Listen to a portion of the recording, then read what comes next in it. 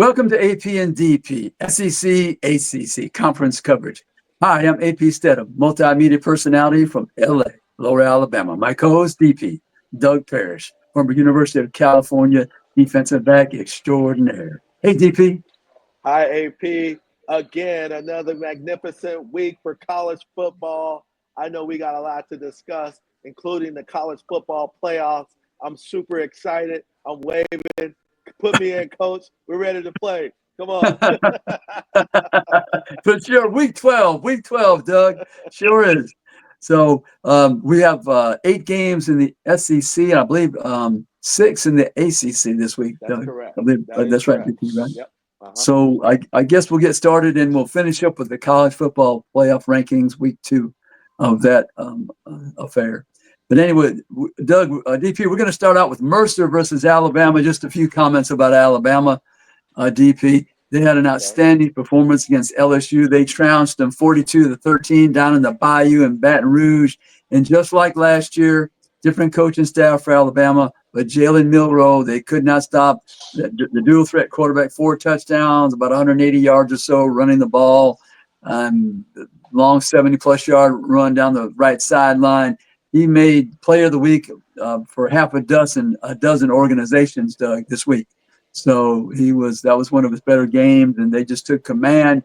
And the defense played superb, shut down LSU. You know, LSU has trouble running the ball.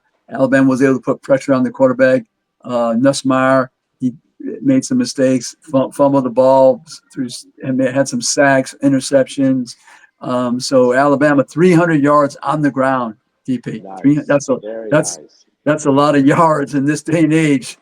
300 yards right on the ground. So but Alabama's looking good. The offensive line was dominant for the Tide. LSU, that's their third loss. They lost to USC to open the season. Then they had this loss and another loss in between. So, but anyway, so we'll move on to the next game. Alabama plays Mercer. That they're a 41.5-point favorite. So that's really just a warm-up game. Yeah. The starters, maybe the starters play a half. I would just play them a half, Doug. I really would. That's right. Yeah. I don't think I'd play them more. Injuries. Exactly. I don't know. You can get injured anytime, but why not give some of the reserves a chance to shine? Maybe you'll find out something about them as a coaching staff. So the opponent is not as strong, of course, but I would play some reserves just to have them ready to make your run for the college football playoffs and SEC championship game.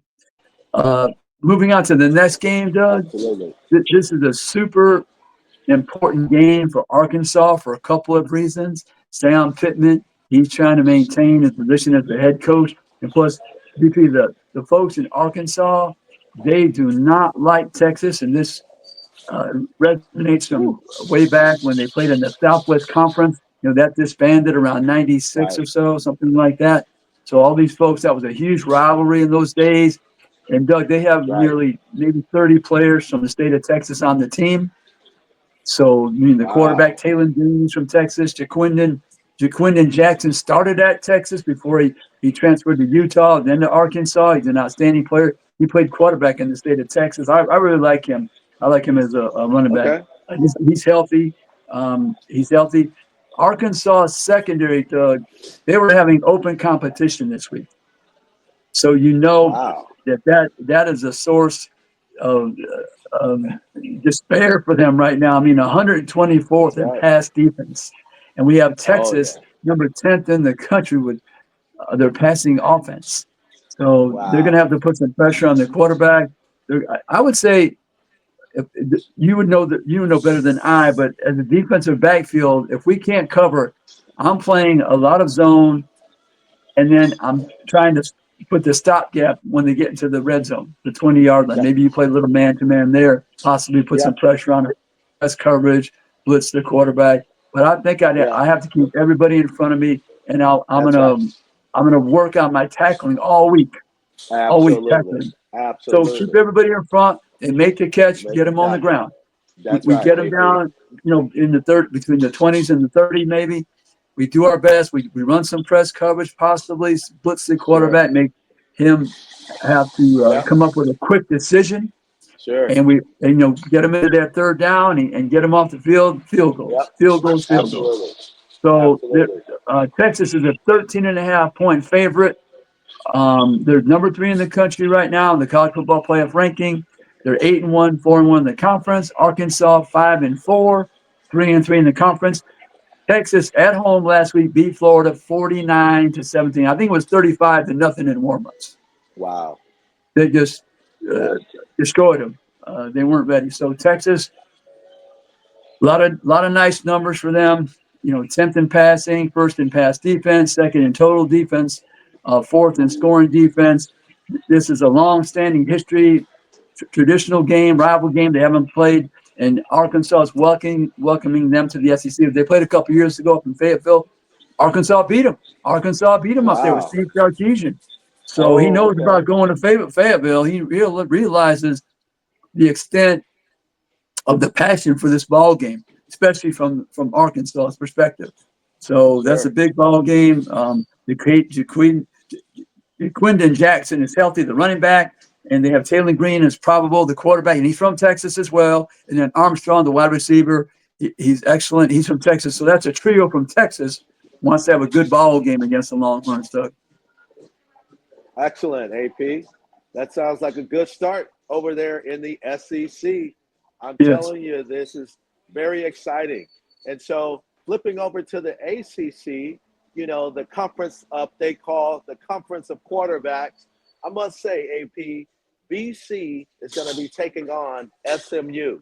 And we talk about SMU each week with their charisma, with their tenacity, with their edge. They want to come out and they want to put it to their opponents. And it's indicative right from the head coach on down to the player that sits on the bench and grabs the water for the starters. I'm telling you right now, number 14, SMU, is the ACC leader in college football playoff hopes, while Boston College is still trying to get a bowl eligible, and they need 6 wins to get to be right. bowl eligible, AP. So SMU is alone at the top of the ACC and would like to get into that bracket for the 12 teams. Now, making and winning the conference championship is their main priority right now. The key matchups in this game, AP, is going to be Kyle Rubichaw. He and Boston College's rushing game. Now, the rushing game is pretty good. SMU's defense, though, is going to have to step up to the plate.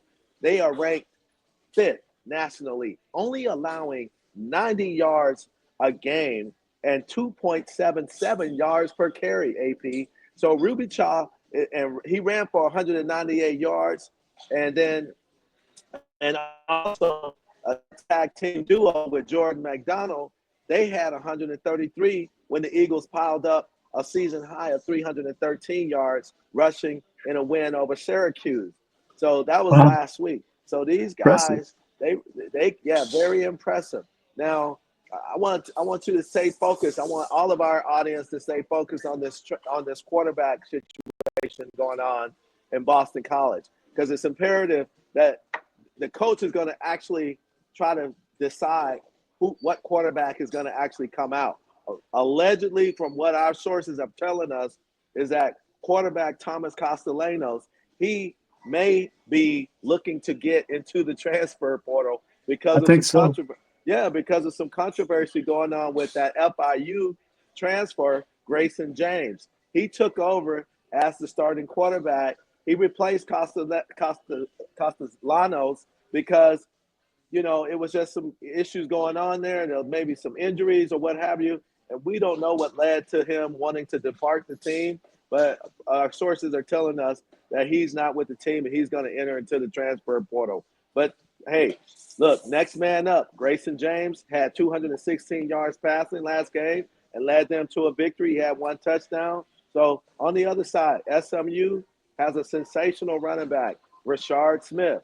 He is the only FBS player with at least 700 yards, AP. 700, 150 yards receiving, AP, and 200 yards on a kickoff return. You got to love that, man. Multi-purpose. 69 yards and touchdown. Yeah, and he tiptoed that for the score. in the Mustangs' 48-25 victory over Pittsburgh. Now, Brashard Smith has a total of 906 yards total. He's got 11 touchdowns, AP, a very nice, healthy 6.5 yards per carry on average. So that's pretty darn good. Anything over 5 yards a carry is amazing. Look for him to dominate and keep the momentum going for SMU's chances to get into the college football playoffs.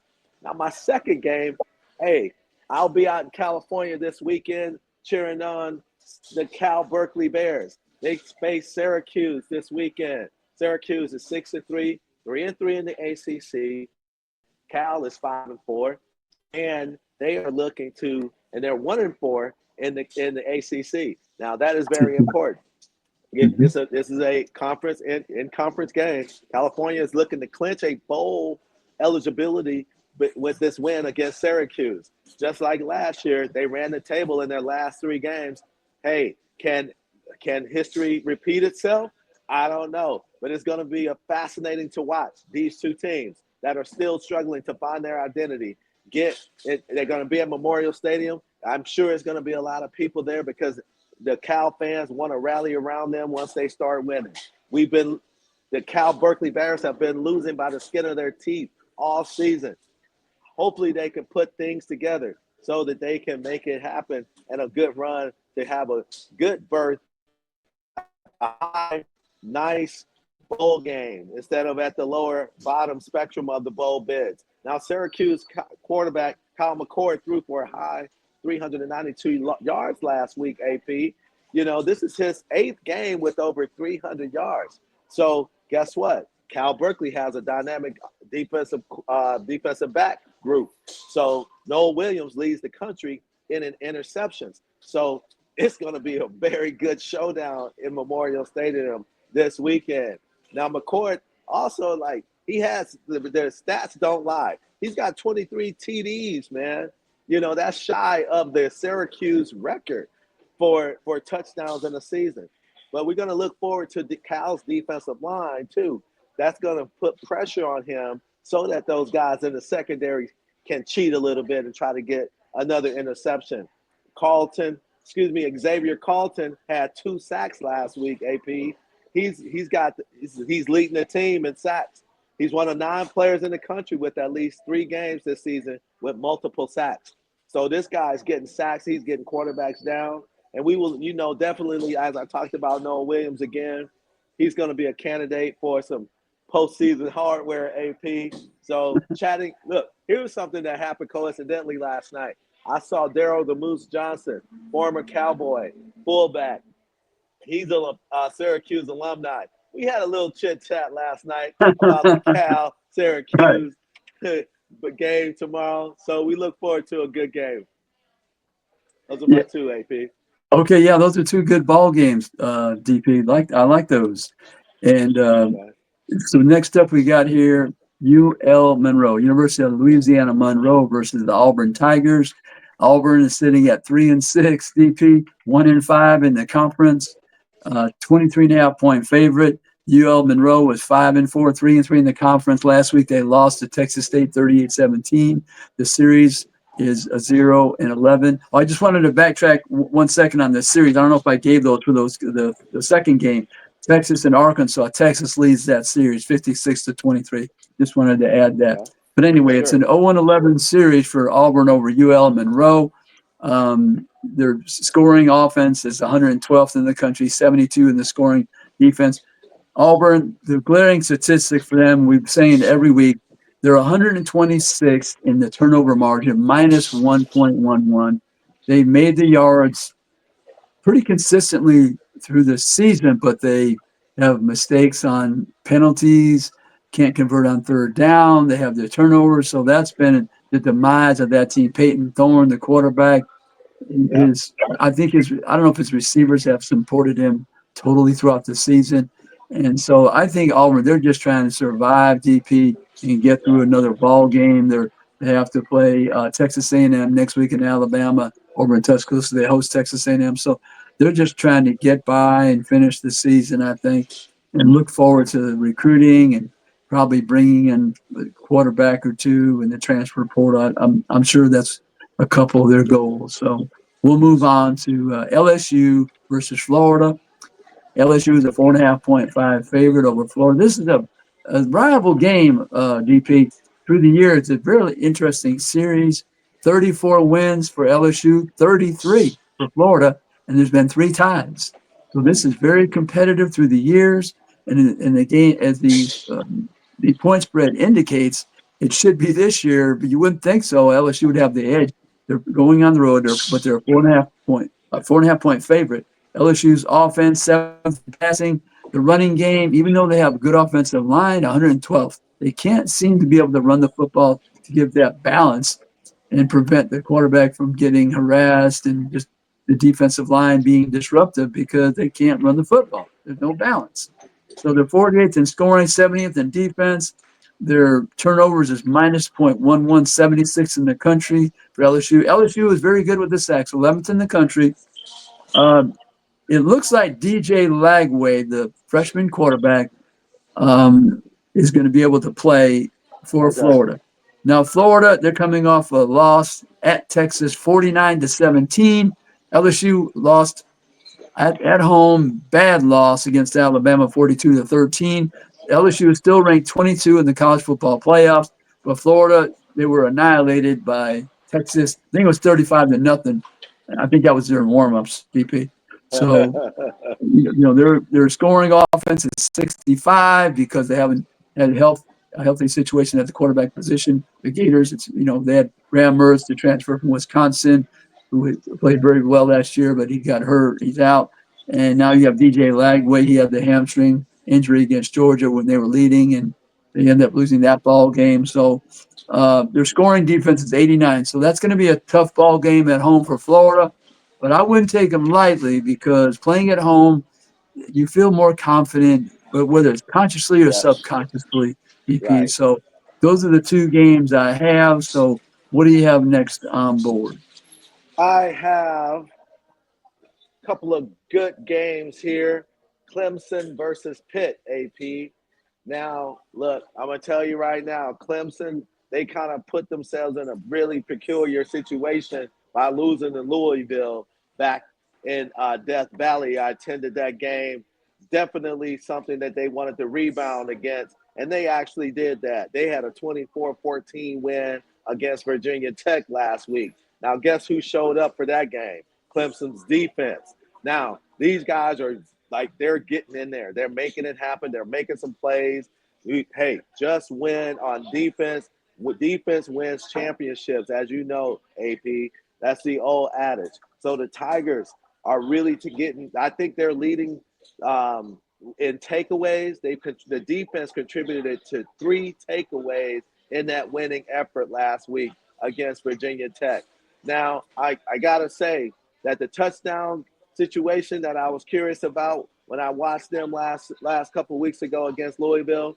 The quarterback, Cade Klubnik, now he's going to have to power through a lot of adversity when it comes to Pitt. Like Pitt has a very opportunistic defense. It's basically the strength of their team. So Klubnik, although they are a high-powered team, remember I was telling you about that 15 yards and above and beyond, how they like to get the ball down the field. It's going to be a give and take between these two teams this weekend. They have basically Pitt Panthers have really just reworked their offense too. So they're because they kind of cooled off. They were on fire in the beginning of the year. And look, the defense has just said, okay, forget about the slowness and the sputtering of the offense. Let's get the ball back. Let's make some game-changing plays with players like Kyle Lewis leading the way. I mean, he's a great linebacker, AP. Pitt ranks second nationally and leads the AC with 4 defensive touchdowns. Okay, all Wow. of which are interceptions. Bingo. That's what we used to say when we get an interception.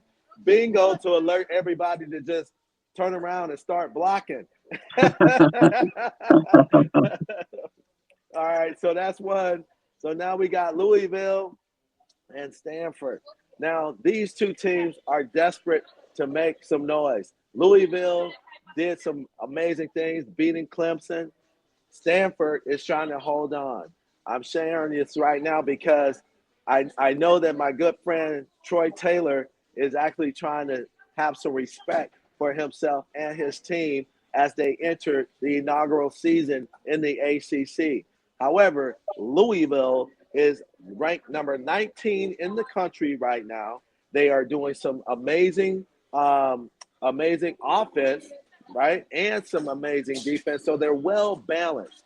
So I'm looking forward to seeing that if Stanford can just try to get off the field, get their defense to stop some of that high-powered offense against Louisville, and I think we'll have a really good game. But hey, this is the ACC, AP. Anything can happen. It sure can. It sure can. So, uh, Doug, we're going to move on here to the game in Kentucky. It's Murray State of Kentucky versus the University of Kentucky. Kentucky had a bye last week. They're sitting at 3-6 in the conference, 1-6, 1-6 in the conference, 3-6 overall. And the one victory they've had is over the ranked team Ole Miss, and it was in Oxford. I covered that game, but they're a 37.5-point favorite over the other state team, Murray State, from Kentucky. So they'll get a win. But Kentucky's been a disappointing season overall. DP, that's all I would like to say, because Yeah. defensively, and I bring it up every time because it was very, very impressive. They had the two defensive performances. They held Georgia to 13 in Lexington, and they shut down Ole Miss in Oxford and held them to 17 points and in the 20-17 upset victory earlier in the season. So if they had any type of offense, that record would look completely different than 3-6. So, but they have not been able to generate any consistency, passing, running on offense. So that's been a hindrance for them during the season. Disappointing for all the Kentucky fans. We're going to move on, Doug, to the Columbia versus Columbia game. And you're thinking, is that the Ivy Right. League playing against themselves? No, it's Columbia, Missouri playing against Columbia, Oh, South Carolina. University of Missouri versus okay. University of South Okay. Carolina. Nice, AP. I like the way you did that. Little flow. But we have number 23 in the rankings, college football rankings, Mizzou, 7-2, 3-2 in the conference. They're coming off the win against a rival from years ago that was in the Big 8 and the Big 12. Oklahoma, they beat them 30-23. Come from behind victory. That series is 9-5 overall, with Mizzou the leader. And they call it the mayor's game, I believe. Also, the two mayors place a little wager from Columbia. Okay. Yeah, both mayors from Okay. Columbia.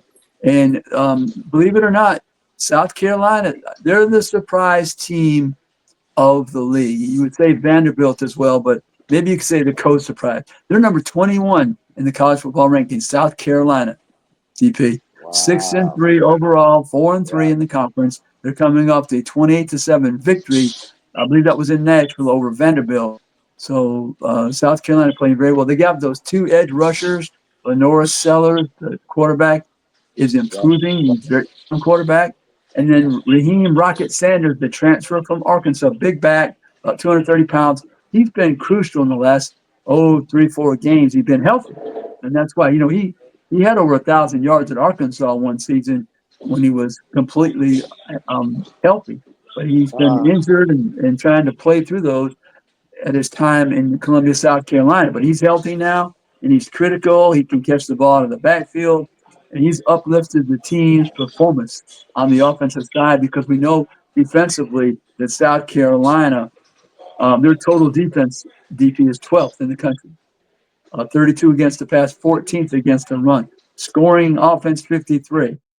Their interception, they're 19th in the country. Sacks, 3. Tackles for loss, 10. They're at number 30 with the turnovers, 0.56. So those are all good numbers on the defensive side. Mizzou is 16th in scoring defense as well, but they had two atrocious road losses, DP. 41-10 at College Station against A&M, yeah. and 34-zip against Alabama Tuscaloosa. So they're going on the road, but they have a good history. Eli Drinkowitz has a good history against South Carolina. I don't know if South Carolina has beaten them. Nate Noel, the running back, is returning. There's a question mark maybe at quarterback. Brady Cook was hurt, so Drew Pine came in there last week and to led them to the victory. So they have the two quarterbacks. So either one, I think they can be successful. I think I especially gained some respect of Drew Pine when he had that victory over Oklahoma. And that was played at home at Mizzou, though. So one team, Doug, was expected to win this season, Mizzou. They were Yeah. expected to win. Oh yeah. South Carolina, not so much. So two different perspectives from those teams starting the season and where they are now. And South Carolina is ahead of them in the ranking, 21 to 23 from Mizzou. So that's pretty interesting in and of itself. And Lenore Sellers, the quarterback, anytime you have a young quarterback, Doug, and he starts to Yeah. feeling good about his play and gaining some confidence, you're playing at home. You suffered a bad loss to Ole Miss Yeah. already at home. Yeah. You almost Yeah. beat LSU. They probably should have won that game, Yeah. 36-33. They lost. So I don't know. And they're favored. Favored by Sure. 4.5. Favored by 12 and a half. I'm sorry, 12 and a half. That's a big number. Wow, that That's a is a big that's a number. big number Yeah. between the two schools from Columbia. But anyway, we'll move on. Uh, Texas Texas A&M. Let me see. I think I'm gonna let you go ahead, Doug. Do you have any Okay. more games? Yeah. Yeah. I got a couple over here in the Go ahead. ACC AP, Go ahead. and Yeah. I got North Carolina. They're hosting Wake Forest. And so with the fans are going to be wearing all blue. It's going to be interesting for that. I'm like, okay, but the Tar Heels are looking to extend their winning streak and become bowl eligible. It's that time of year, AP, where all of these teams are on the cusp, Yes.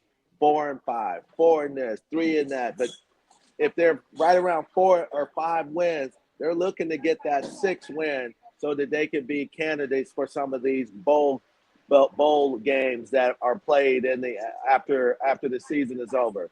Now, traditionally, these two teams are high scoring. AP. Now, Yes. one of the things that we want to look at is North Carolina's defense, led by Jeff Collins. He's the coordinator, just like Louisville's defensive coordinator. These coordinators are very, very important to the mindset of their players. So they got back-to-back road wins against Virginia and Florida State. So North Carolina could be look coming to have some bad news for the Wake Forest team, and so we'll see how that pans out. And my second game, AP, is Virginia versus Notre Dame. Now Virginia, they've been kind of in the middle of the pack all season. However, they're facing up a valiant opponent with the Notre Dame team led by Marcus Freeman, the head coach. Now, AP, I tell you right now, when the ball and the game is on the line, and you are looking to be one of those college teams that are selected for the college football playoffs, there's a lot at stake. There's a lot of TV revenue. There's a lot of revenue for the colleges. There's a lot of NIL opportunities for these players to get their names and their image and likeness out there. So there's a lot at stake.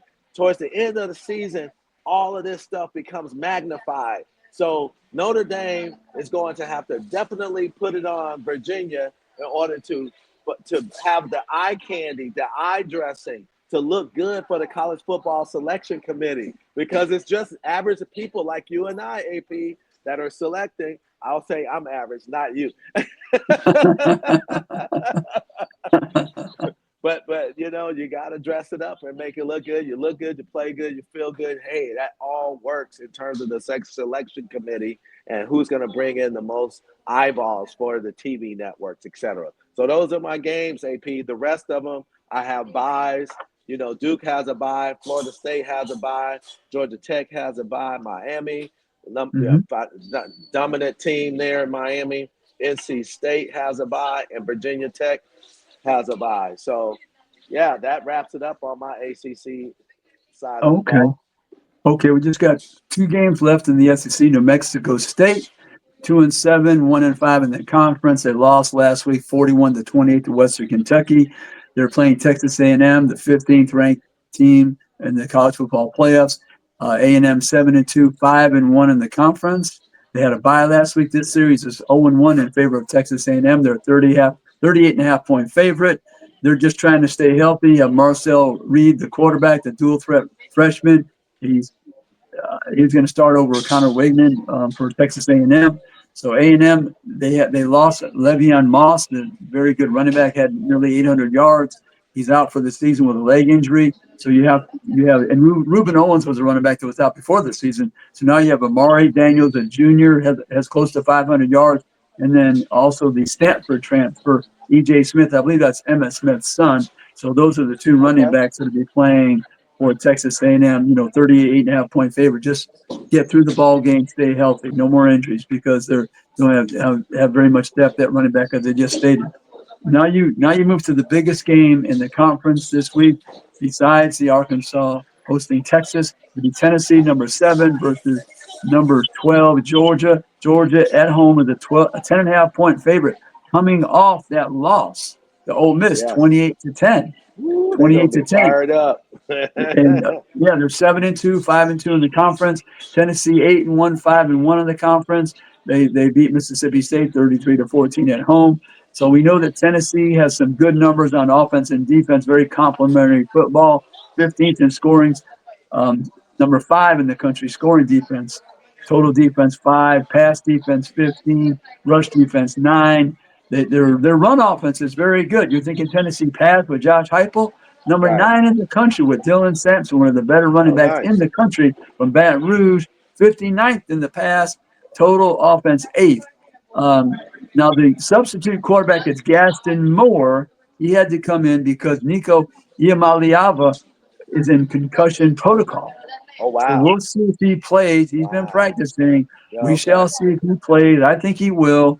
Um, the Georgia team, DP, they've had trouble all year long with their offensive line. The quarterback has a dozen interceptions. Yeah. Carson Beck, he's a Yeah. veteran.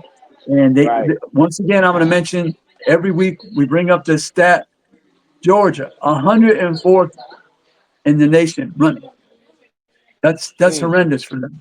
When you have Yeah. 5-star offensive linemen, you're bringing in top running backs. You should never be 104th in rushing. There's no way. Never. No way. There's no way. I Yeah, mean, absolutely. I something's agree. something's going on there. Something's going on. They Yeah. can't protect Something's very going well. on. There's some injuries there, but DP, if Georgia doesn't have depth, no one has depth. That's right. That's the way That's that's correct. the way I Kirby view it. Smart, I mean, AP, if I could just interject, Kirby Smart, I'm interested to see how he has his team yes, focused from that beatdown from the other day. I I I mean, like agree. he Yeah. has some undisciplined type of activity happening. There was one of his players that was jumping up and down, cheering, and he had to have a press conference about that, saying that the kid was just playing, that act was playing just ignorant or use So, some other so negative word about he his was when he player. was yeah, he was celebrating with the opponent because Right. his friend was on the other team. The other There's a team, time and yeah. place, and that wasn't the time. That was at the time. Bad timing. Yeah. No. So So, those are indicative. Those things are indicative of that's a reflection of the coach. So so they have some you things know, happening there. Yes, I believe so. They're off the field incidents, and then I don't like I say. I think they're underperforming, and I know there's injuries on the offensive line. I'm not sure, right, overlooking that part of Georgia's miscues. But when you sure, have the recruiting classes every year, 1, 2, 3 in the country, you're figuring we can go down to the level 2 for our offensive line and still be competitive and good. But that right, hasn't happened. Their offense, total offense, 50th. That's very average. Total offense, 50th in the country. Their defensive scoring, 16. Total defense, 13. 21 in the run, 36 in the pass on the defensive side. Passing game is 16th in the country. But Carson Beck, he makes mistakes. right. Because of the offensive line, he gets sacks, fumbles the ball, throws the interceptions into coverage. So their turnover margin is negative 0.33. They're 88th in the country. Tennessee is 0.44. They're 37th in the country. I just think that's a double-digit point spread for Georgia. Maybe they feel that the quarterback, Nico Iamaleava, is not going to play. Maybe that's why the point spread is double-digit on the road. But anyhow, we have some buys, DP. We have Okay, Oklahoma has the bye. We have Ole Miss. We have Mississippi State. We have Vandy with the bye. And so those are some of the teams that uh, you have a chance to heal, get healthy, regroup, refocus, Yep. work on some fundamentals. Sure. Yeah, so that's some of the teams. Oklahoma, Vandy, um, you have the bye, Mississippi State, Ole Miss. So those are the byes. So DP, we're going to Excellent. get into the college football playoffs now. All right. The Let's do it. rankings. Week 2. I'll just go over it I'll just review it from the SEC's perspective. There's 9 teams that are ranked in the top 25. Week 2 of the college football playoff rankings. You have Texas at number 3. You have Tennessee at number 7. You have Alabama at 10. Ole Miss at 11. Georgia 12. Texas A&M 15. South Carolina 21, LSU 22, Mizzou 23. Those are 9 teams from the SEC that are ranked. Wow, AP. Look at that, man. I tell you, you talk about a powerhouse conference. All right. So it's like, The ACC, DP, I'll give those go to ahead. the Yeah, please. ACC. The ACC, DP, you have 4 teams. Miami, number 9. You have SMU, number 14. You have Louisville, number 19. And you have Clemson, number 20. Those are 4 from the ACC. Excellent. So, and I don't know who else, in your viewpoint, has a chance to maybe be in the conference championship game. Maybe a team like Pittsburgh. I don't know. Just depends how everything plays out.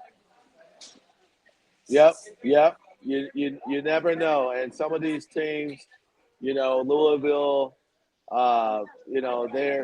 they're just right there. And so, but we have 4 good ones that are in the top 12. So it's remarkable that, Top 25. again, Top 25. Yeah. yeah, so definitely, definitely looking forward to these playoff games, AP. I know your juices are flowing, so are mine, man, because this is what college football is all about. Yeah. Right to the end. Everybody's going to be excited about their team and their chances to make that final 12.